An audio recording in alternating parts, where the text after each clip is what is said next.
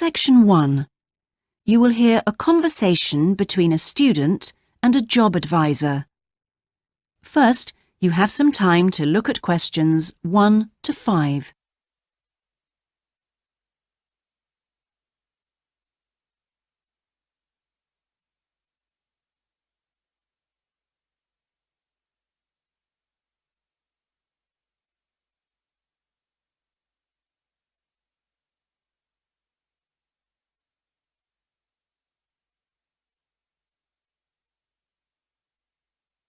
You will see that there is an example that has been done for you.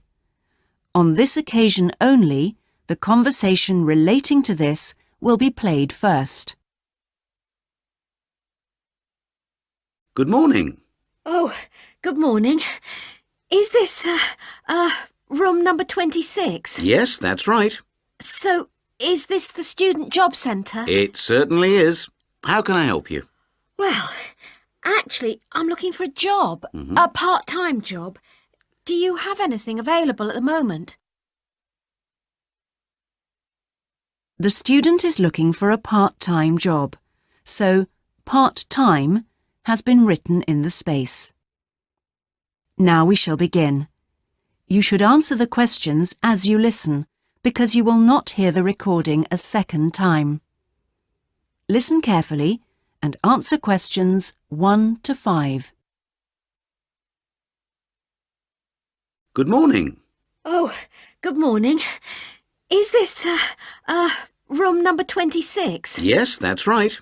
So, is this the Student Job Centre? It certainly is. How can I help you? Well, actually, I'm looking for a job, a part-time job. Do you have anything available at the moment? Yes. Are you a registered student? I'm afraid this service is only available to full-time students. Yes, I am. I'm doing a degree in business studies. Here's my student card. Which year are you in?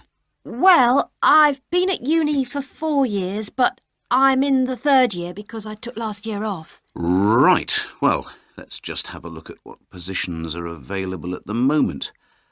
There's a job working at the reception desk at the sports centre for 3 evenings a week. That's Wednesdays, Thursdays and Fridays. Oh, that sounds like fun, but unfortunately I have evening lectures, so that's not possible, I'm afraid. Is there anything during the day? OK, that's no good then. What about cleaning? There's a position for a cleaner at the childcare centre. Right. But you'd need to be there at 6 a.m. Does that appeal? 6 o'clock in the morning? Oh, that's far too early for me, I'm afraid. I'd never make it that early in the morning. Well, there was a position going in the computer lab for 3 days a week that might be OK. Here it is. No, it's in the library, not the lab. Clerical assistant required. I think it mostly involves putting the books back on the shelves. Oh, no, hang on. It's for Wednesday and Friday evenings again. No, I can't manage that because of the lectures. OK, I'm getting the idea. Look, I'll just get a few details from you anyway, and then we can check through the list and see what comes up. Before you hear the rest of the conversation, you have some time to look at questions 6 to 10.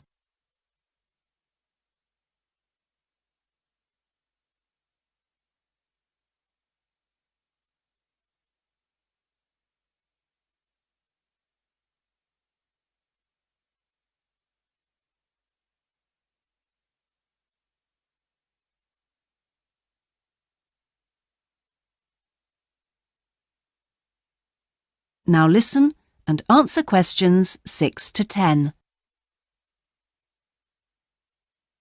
We'll fill in the personal details on this application form first, if that's OK. Yeah, that's fine. Now, what's your name again? Anita Newman. That's Newman. And your address, Anita? I'm in one of the halls of residence for postgraduate students.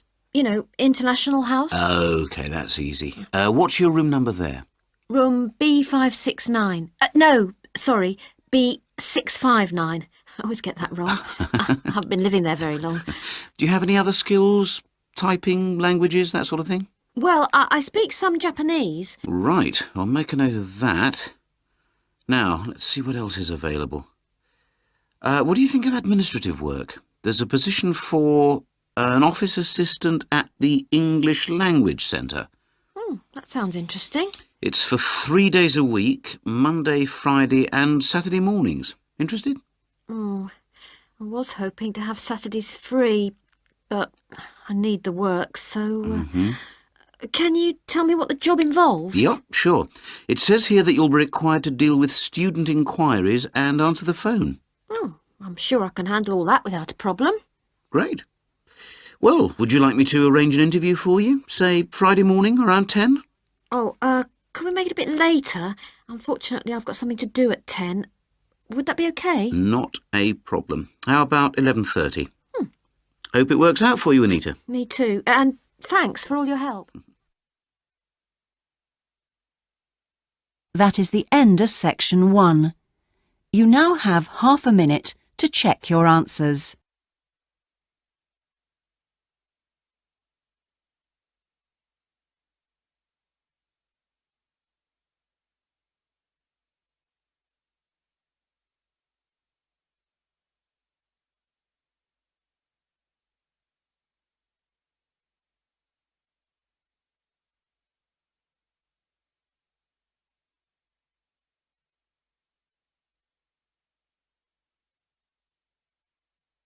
Now turn to section 2.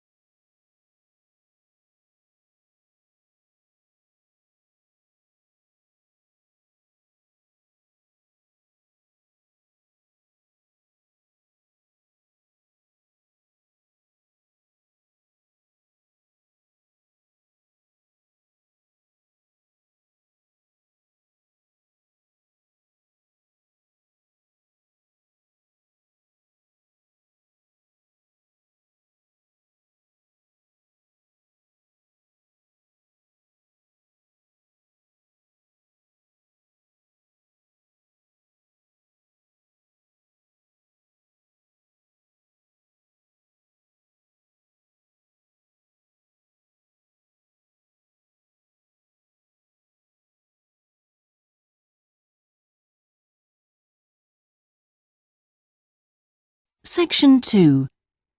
You will hear a talk given by a group offering a walking holiday to raise money for charity.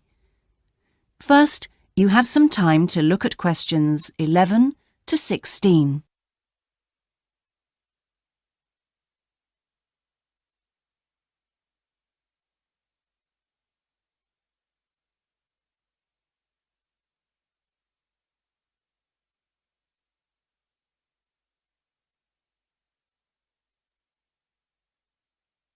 Now listen carefully and answer questions 11 to 16. Good morning. I'm very pleased to have been invited along to your club to talk about our charity-sponsored walking holiday for education aid.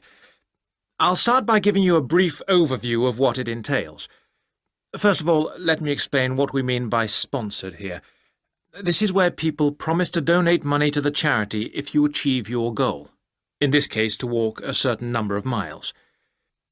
Basically, we are organising a 10-day holiday from the 6th to the 16th of November, with 8 days actual walking, trekking in the Samira Mountains. Let's have a look at some of the details. We require you to raise sponsorship money of at least $3,200, paying $250 of it up front as a deposit, and the rest in stages throughout the year. Out of this, about 35% will go on your expenses, and that leaves 65% guaranteed to go to the charity. Which brings me to the most important part. This trek is being specifically organised to help education in the Samira region. Last year, we helped train teachers for the disabled, and this year we're focusing on the pupils. Each of the walkers' sponsorship money will go to help an individual special needs pupil in one of the mountain schools. In the second part of the talk, I'll be giving you a lot more details. But back to the basic information. Age limits. This is the second time we've run this kind of holiday, and on the first we even had an 80-year-old. But we found it was wise to establish limits this time. You have to be at least 18, and the top limit is now 70, though you need to obtain a health certificate from your doctor if you are over 60 years old. Now, the Samira Mountains are among the highest in the world, but you mustn't be too daunted. We will mainly be trekking in the foothills only, although there will be spectacular views even in the foothills. However, you will need to be extremely fit if you aren't now and you're interested in coming with us. You have plenty of time to get into shape. You'll be sleeping in tents, so you must have quite a bit of equipment with you, but you will be helped by local assistants. Your bedding and so forth will be carried by them. We ask that you only walk with a small rucksack with needs for the day. I don't think I've really said enough about the marvellous area you'll be walking in. Let's have a look at some of the sights you'll be seeing. Apart from these spectacular snow-covered peaks and valleys, there are marvellous historic villages.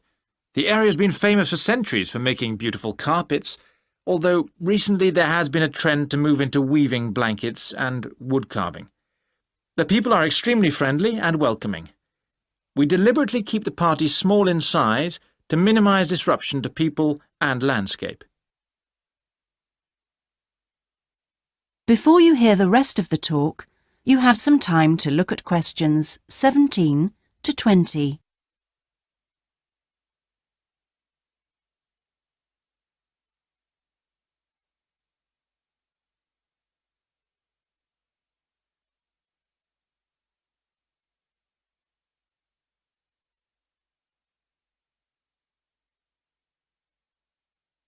Now listen and answer questions 17 to 20. I hope that there are still some people interested. I will be distributing leaflets at the end where you can find out more information. But just for the moment, I'll outline the itinerary, the main high points of the holiday. Obviously, you'll start by flying out to Kishba, the capital city, on day 1. After a couple of days to acclimatise yourself, you'll start the trek on day 3, walking through the enormous Katiba forest, which will take the whole of the day. Day 4 takes us higher up, going through the foothills, past a number of villages, and visiting a school for the disabled in Sohan. Then you have a rest day, that's day 5, before going to the spectacular Kumi Temple, with 12th century carvings, set in a small forest by a lake, and that's day 6, the highlight for many. We stay near there for day 7, because then comes the hardest day, walking through very mountainous country, but culminating in a swim in the Pate Falls. This is the highest waterfall in the region. Day 9 is much easier, with part of the day spent in a village where they make some of the gorgeous red blankets. Then back down to Kishba and the journey home. So, you can see it's a pretty packed timetable. That is the end of section 2. You now have half a minute to check your answers.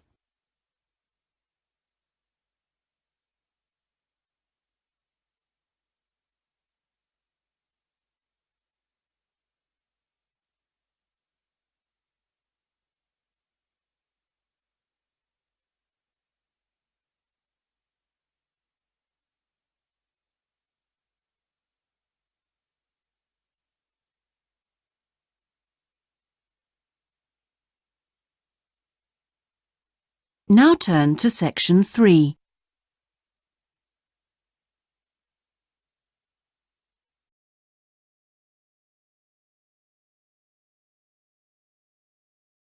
Section 3. You will hear part of a seminar on ocean research given by a climate scientist. First, you have some time to look at questions 21 to 25.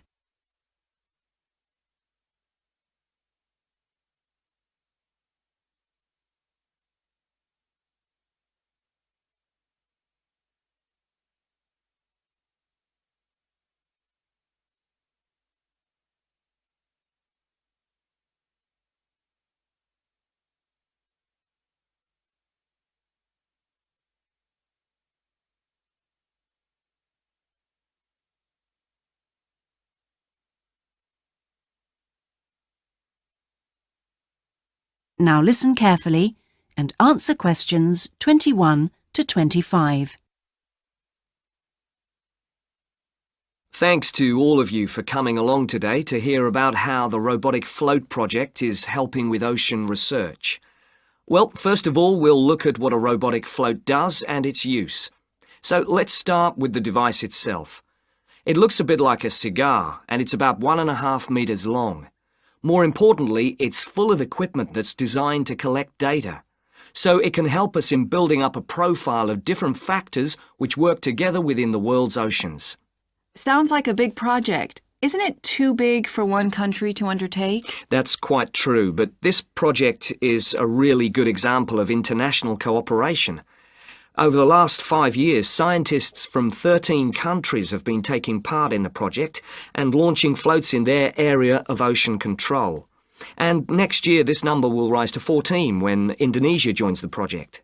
That's impressive. But let's move on to how floats work. The operational cycle goes like this. Each of the floats is dropped in the ocean from a boat at a set point and activated from a satellite. Then the float immediately sinks about 2,000 meters. That's 2 whole kilometers down in the water. It stays at this depth for about 10 days and is carried around by the currents which operate in the ocean at this level. During this time, it's possible for it to cover quite large distances, but the average is 50 kilometers. So, what is it actually recording? Well, at this stage, nothing. But as it rises to the surface, it collects all sorts of data. Most importantly, variations in salinity, that's salt levels, and the changes in temperature, a bit like underwater weather balloons. Then, when it gets back to the surface, all the data it's collected is beamed up to the satellite. After about 5 hours on the surface, the float automatically sinks, beginning the whole process again. What happens to the data? Well, the information is transferred direct to onshore meteorological stations, like our one in Hobart, and within 4 hours the findings can be on computers, and they can be mapped and analysed. Before you hear the rest of the seminar, you have some time to look at questions 26 to 30.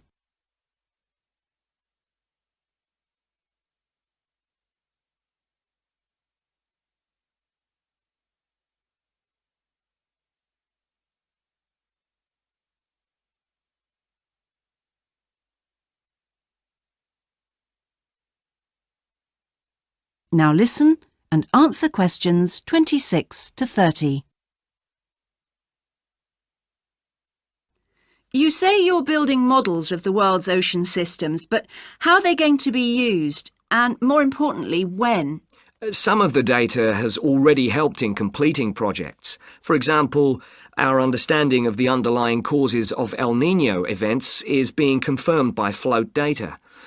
Another way we're using float data is to help us to understand the mechanics of climate change, like global warming and ozone depletion.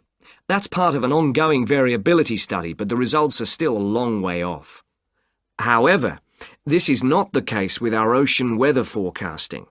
Because we know from the floats what the prevailing weather conditions will be in certain parts of the ocean, we can advise the Navy on search and rescue missions. That's happening right now, and many yachtsmen owe their lives to the success of this project. In addition, the float data can help us to look at the biological implications of ocean processes. Would that help with preserving fish stocks? Yes, and advising governments on fisheries legislation. We're well on the way to completing a project on this. We hope it will help to bring about more sustainable fishing practices. We'll be seeing the results of that quite soon. It sounds like the data from floats has lots of applications. Yes, it does. It's also a powerful agricultural tool. If we were aware of what the weather would be like, say, next year, we could make sure that the farmers planted appropriate grain varieties to produce the best yield from the available rainfall.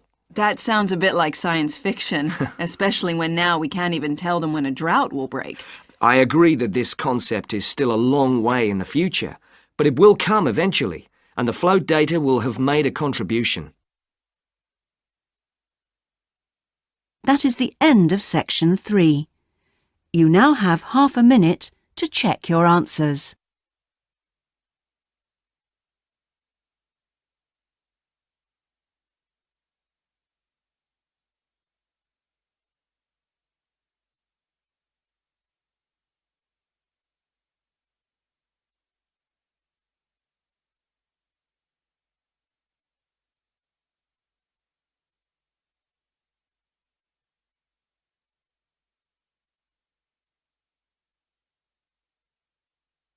Now turn to Section 4.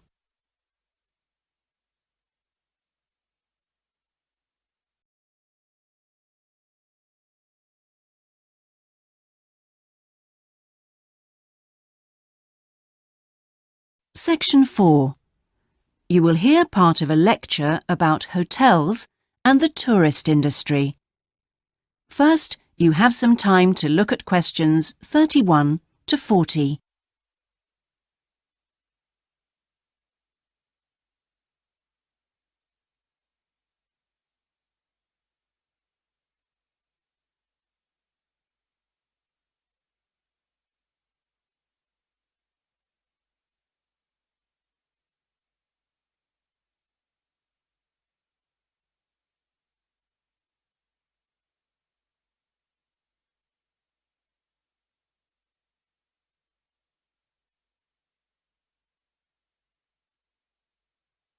Now listen carefully and answer questions 31 to 40. Good morning, everyone. Today's lecture forms part of the Hospitality and Tourism module. Last week, I looked at the economy end of the hotel business. This week, I'm going to discuss the luxury end of the market. Let's consider the following scenario. You wake up in the middle of the night in a strange hotel miles away from home, disoriented most probably from jet lag, when even the most expensive surroundings can seem empty and dispiriting. You have paid a great deal of money to stay in this first-class hotel with its contemporary technology, but according to recent research carried out by an international travel and public relations company, all is not well. The research suggests that even the most opulent, luxurious hotels seem to have underestimated the most basic needs of their customers, be they traveling for work or pleasure. The need to feel at home in surroundings which are both familiar and inviting. Do these findings, however, apply only to hotels situated in particular areas? Is it possible that the external environment can affect a guest's well-being? The company's research covered a whole range of different hotel types, both independent hotels and those which are part of large chains. They investigated chic, so-called boutique hotels in the heart of downtown business districts, stately mansions located in the depths of beautiful countryside, and plush hotels built at the edge of tropical beaches, surrounded by palm trees and idyllic blue ocean. And the research concluded that what was outside the hotel building simply didn't matter. This is a fascinating revelation, and those of you hoping to move into careers in the travel and leisure industry would be well advised to look at the findings in more detail. But back to the main point of this lecture, the need to feel at home. What can the hotel industry do about it? And is the very idea so subjective that it's impossible to do anything about it on a global basis?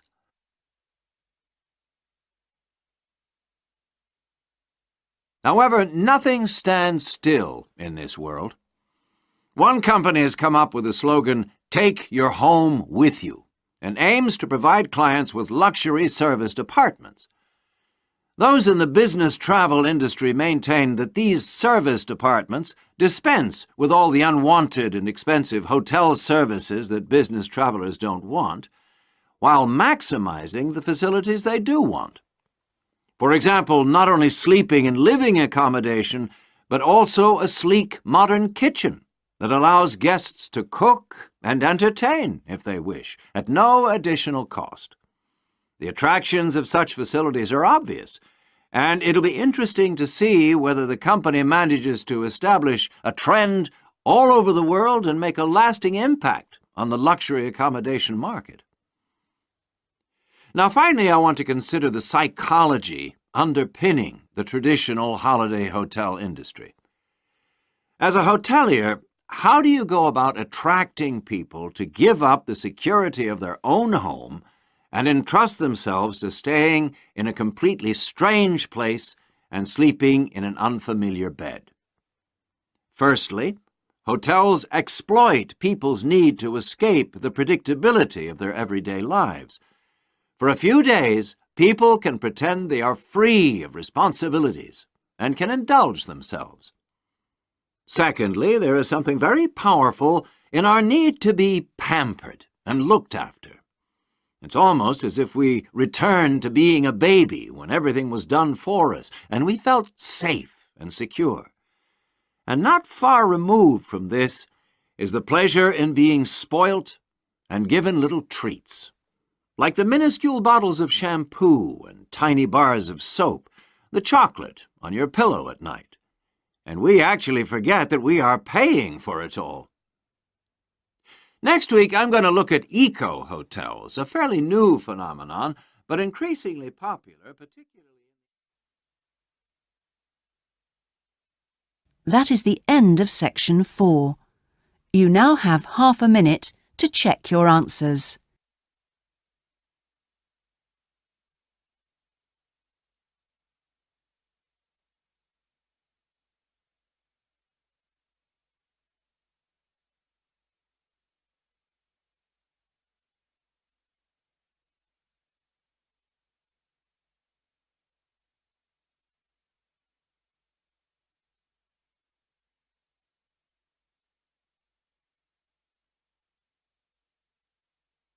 That is the end of the listening test. In the IELTS test, you would now have 10 minutes to transfer your answers to the listening answer sheet.